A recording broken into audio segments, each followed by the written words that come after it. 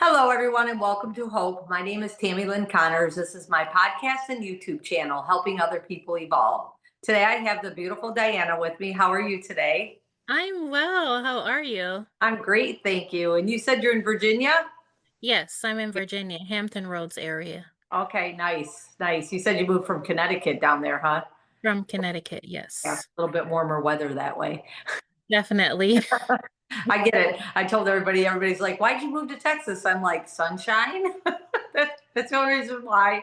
More sunshine. So, I get it. yeah. So, anyways, anybody that's tuned in before, and maybe you haven't before, just to let you know what my mission and vision with Hope is, and it's just to help other people. I came up with this mission and vision in 21, and I just wanted people to know that they don't struggle alone. So, we have all kinds of stories of hope. We have, different, whether it's addiction, death, divorce, depression, all different kinds of stories of hope, just to let you know that you're not alone in your struggles.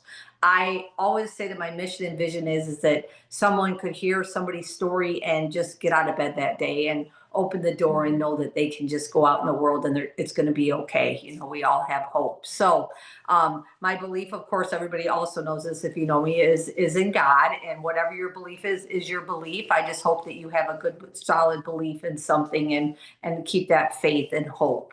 So today's episode is a little different than what I usually do. Diana has family in Jamaica, right, Diana? Yes. I Yes. was So, born there. oh, you were born in Jamaica. How long have Yeah. you been in the United States? Uh, Back and forth until I was about 12 years old. Okay. Yeah. So that had to be a Yeah, journey so at as age well. 12 is kind of like when I was, became like a permanent fixture. Gotcha. It's a weird analogy. Right, right. But I mean, it's a true analogy, though, right? So, Right. yeah. So I've been watching. I've been watching her on TikTok, and we've been friends on there for a little while, following each other. And she kept posting about Jamaica and just the horrendous things that have happened from Hurricane Melissa down there. And I just wanted to reach out to you, Diana. I see you post a lot. I see you talking about it a lot. I just want to like know like what your family's going through, how we as people can help down there. I know like you said you want to go there, but you can't. You have 4 kids. I'm sure that keeps you extremely Right. busy, They're in you know. school and work and other obligations. Exactly. So, but I know that there's ways that we can all contribute to help. So, if you could maybe just fill me in, like, kind of, I don't know what your family's going through down there, the devastation. I don't like talk about devastating things, but this needs to be talked about because they need some help down there. Yeah, they Yeah. do. So, my family lives in the western part of the island, Okay. and that's the section that was hit the hardest. That was like the direct impact. Mhm. I have family members, and I'm from Montego Bay. Okay. So I was born in Montego Bay. I have family members in Montego Bay, and then I have family members in Westmoreland. Okay. So my childhood home is completely flat. Oh, Nothing's left. My aunt lives there, so of course now she's homeless. I have another uncle of mine, he lost his home. And then I have another cousin who she's 8 months pregnant, just finished building her home and moved in. oh, And the only thing remaining is the foundation. oh, goodness. Um, and that's just a handful of relatives. My cousin Loy, her parents still live in Jamaica. They live in Westmoreland in a place called Savannah Lamar. They Okay. lost their home. The roof is gone. They have a lot of damage. And my family is not the only one that has damage or has faced devastation or homelessness or being displaced. Pretty much from my research and just talking to other people there, 90% of the infrastructure is in the western section of the island, including homes, businesses, schools, even the hospitals are gone. Mm, I know the hospital in Black River is severely damaged.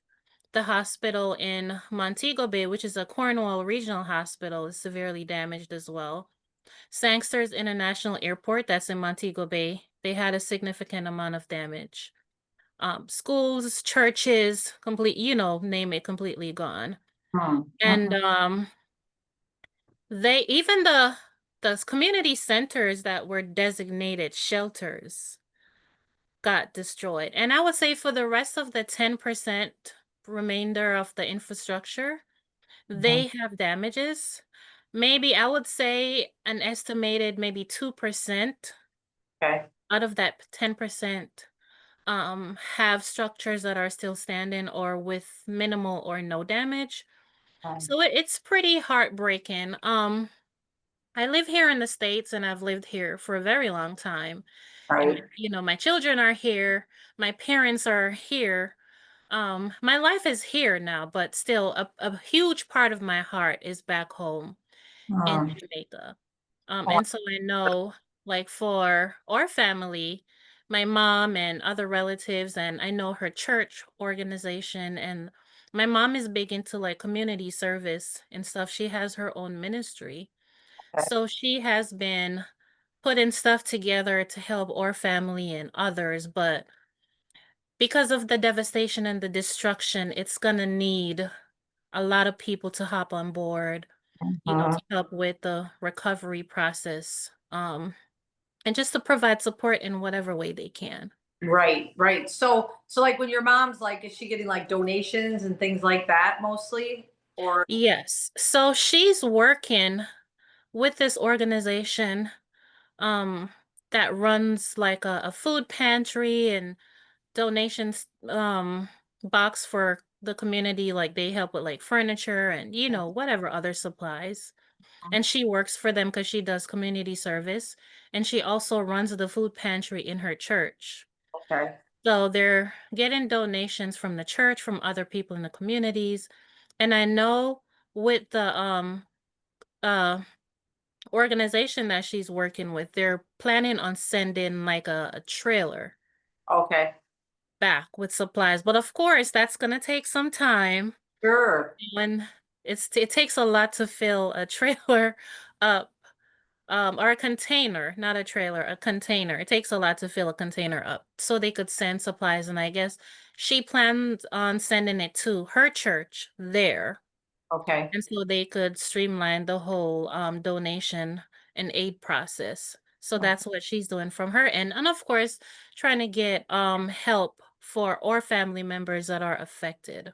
Mm-hmm. Yeah. And so when they do those containers, they put those on a ship then? Is that what happens? Yes, Yeah. they put that on a ship. I'm not sure how long it takes. I'm gonna assume it's not good to make assumptions. Maybe about 3 weeks. I Yeah, don't know how long that typically takes. right. Probably some time though, like you Yes. said.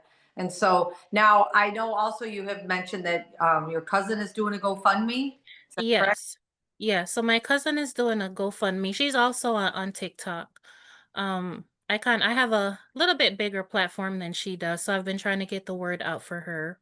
Mhm. And I know she started this initiative to help not her family because her siblings are able to come together to rebuild her parents' house, Oh, but okay. because of the destruction that's in her town and that's in Westmoreland and Savannah Lamar. She aims to provide relief for those people. A lot of her neighbors have lost their homes, a lot of families displaced. And because she's big in the community and her parents are big in the community, she felt compelled to do so because she gets a lot of phone calls for help, a lot of people, asking, can you send me this? And then I know what really touched her, one day she got a video from one of her neighbors about her house. And she was just showing her how, destroyed her house was, and that they were sleeping in the house without a roof, without windows, and actually they got um broken into by thugs, and it was just a traumatic experience. So now they kind of like try to drive around and go to like a public location and sleep in their cars. And so that's really what moved her to start that, because she wants to help.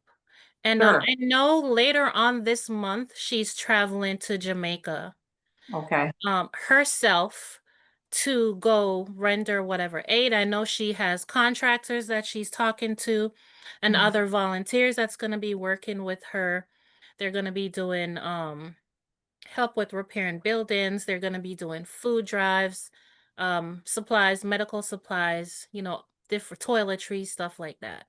Mhm. And Awesome. one thing that I would like to add, a Mhm. lot of people are going to say, what is the government doing? Mhm. But the issue with that, it's not that the government is not working or they're not getting donations or aid, but they have their own streamlined process. And Right. what's happening with that is a lot of people that live in the rural areas are not getting the aid that they need, sorry, because for one, there's no roads, there's no way to get to them, and they're able to get maybe a helicopter out, but there's nowhere for the helicopter to land, so they might have to do like airdrops. Right. And those people are like farmers and just small country people that lost their livelihood. So, Yeah. um that's it's bad. It's very sad. Yeah. It is very sad. And it's, they said that that was like one of the worst hurricanes to ever Yes. hit landfall anywhere. Yes. Yeah. I remember, you might hear about Hurricane Gilbert. Right. Oh, yeah. Not to give my age away, but you know how women are with their age, but when Hurricane Gilbert happened, I was about 4 years old. That was Oh, a very long time ago. And I remember our home back that half the house went. And that's the same family how home that I'm telling you is, no longer there now because Melissa completely flattened it, but I remember Hurricane Gilbert took half the house, like one side, it's just gone. And when my grandma and family rebuilt, they just fixed the side that was left. And so that other side, I think it was like 2 or 3 bedrooms and a bathroom were no longer there, and then they just left it. Um, and I remember how bad that was. I was only 4 years old, but it was horrific. sure. And so I can just imagine a category Hurricane Gilbert, I believe, was a category 3. Mm, I can just imagine a category 5 um mm-mm. hurricane. Yeah. No, I can't even imagine. Dinah, sometimes like the wind will be blowing 20 to 30 miles an hour here, right? And you're like, gosh, it's so windy. Like, hold on to your dogs, your little dogs, or your eyelashes. But those winds down there some of them were up to 185 miles an hour, they Yes. said. I mean, I was told it felt like they were in the middle of a tornado in most places. I bet. I bet it's just heartbreaking and devastating. So now, like you said, so now your family, they don't have any shelter, so they're basically like driving around. You said, and sleeping in the Yes. cars wherever they can. I mean, Right, and staying with other people. Because, wow. there's even coming together as a community, Mhm. everybody has pretty much lost their homes. Right, So it's not like someone can say, "Oh, maybe I could go stay with Pam or George for a little bit." Pam and George also lost their homes. right, right. So I know they're staying in whatever remnants of the buildings. I know like my aunt, somebody helped her to pick up pieces that was left from the home, like, and kind of like made, I'm gonna say a little hut, because she sent me a picture of it and I cried. I And it was bet. just so she had somewhere to sleep. And she is terrified, Oh, sure. that somebody's gonna come, Yeah, yeah. Because unfortunately, there's those people too.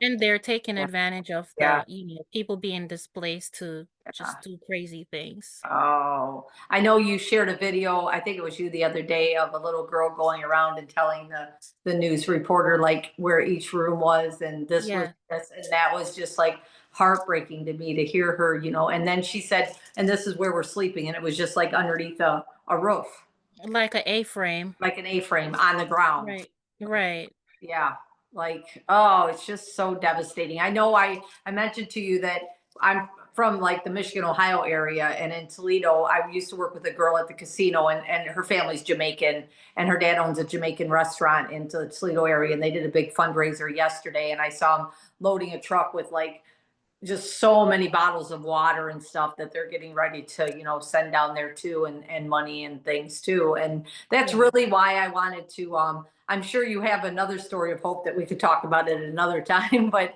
I definitely want Sure. to do this because I just want, however, whoever hears it, you never know who's going to hear the story, and maybe we'll be like, hey, I'm going to start, some type of fundraiser or food drive or something to help down there. Right.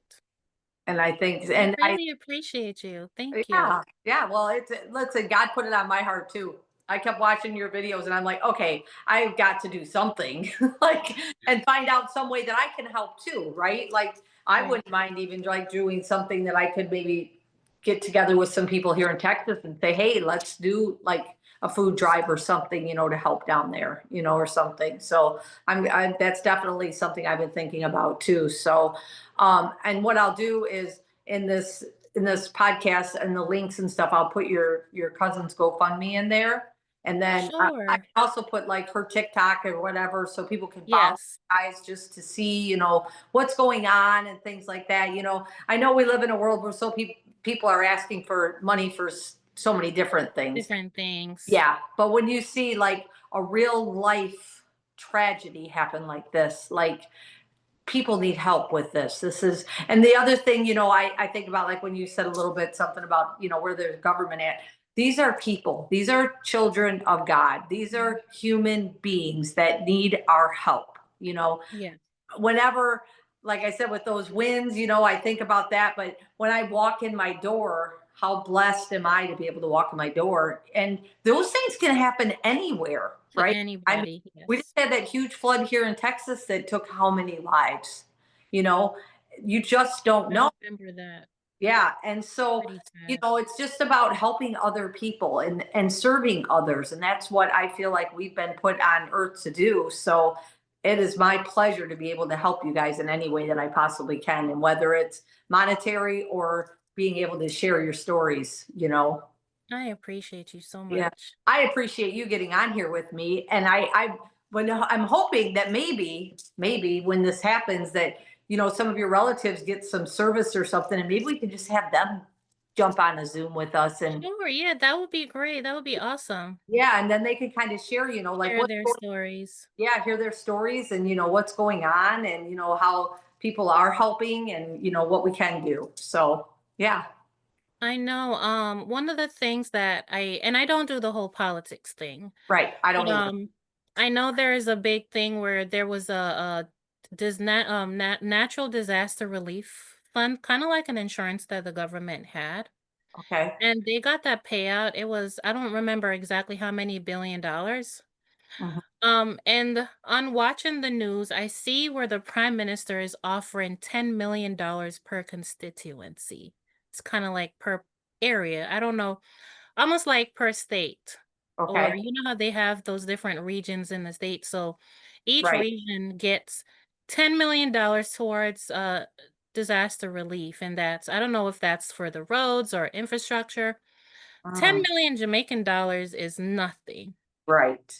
Right. So, I don't know. So, and I've seen so many people donate money, send cargo planes with supplies. I don't want to speak on what I don't know because I Okay. really don't, but I'm just wondering if they're getting all this aid and all this money, Mm. what plans are put in place to help the people. And so Right. that's why you'll see a lot of small creators or people in the community try to get help for the people that really need it, like especially people in the rural areas that isn't necessarily getting the support or the aid from the government. Right, right. Yeah. So that's why we need to blast this out to everyone. So yeah, I'll definitely, Diana, put when I put her TikTok link, it's Eva. Just so everybody knows that's who she is. Because that's what I thought your name was. I was No, like, it's the military and me. I don't. Yeah, when it comes, try to separate my personal life from social media. It's for safety purposes and of course because of my job too. I don't, Yeah, I but get. I did Eva is a nickname I got from the military because as you can see I have two last names. Oh, So yeah. it's Evans Vernon. So in the military, we refer to each other by their last names. So because I Oh, have two last names, everybody called me Eva or Evie instead of oh, saying Evans Vernon. So that's how I oh, got that name. oh, I gotcha. Well, and tomorrow is Veterans Day, and so thank you again for your service. We really Oh, appreciate thank that. you. Yeah. Thank you. I appreciate it. Hope tomorrow you get to relax a little bit or do something for Veterans Day. Yes. Free food somewhere or something. Right, right. Yeah. So is there any last things that you want to like touch base with it and shout out anything or just Oh, yeah, absolutely. I just want to take the time out to say thank you huh. to everybody who help, who donate, who support the relief efforts in Jamaica in on any level or in any form, even if it's just your prayers, Mhm. even if it's just to share to spread awareness. If you go to like one of the donation centers and you drop something off, or even if it's $5, $10, whatever, um, and even for the bigger organizations who are able to send medical personnels, or I see Guyana, I think, just sent Ah, a whole team to help with the power restoration. And yeah. look, other countries, India is helping, the Middle East is helping. It truly takes a collective effort, and Mhm. I just want to say thank you to everybody who has hopped on board or has helped or even just prayed for our little island.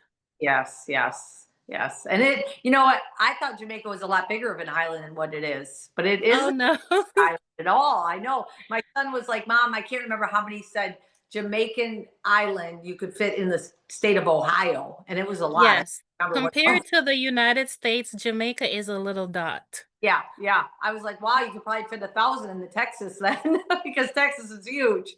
But yeah, so yeah, that's it. You guys, find donation centers. Make sure that whoever you're donating to is legit. I mean, that's something that definitely everybody needs to pay attention to too, because Yes. that part. And I know that what they're doing here with her cousin and everybody, just trying to help down there. And there are different donation centers and things that people are doing. And if you're able to go to Jamaica and help, go to Jamaica and help. I mean, honestly, what Yes. you can I do. know a lot of organizations are getting together, like the Red Cross, people Yes. to go help with the rebuilding process or in schools, Yeah. But I will say though, if for individuals who are a little cautious, because I get it.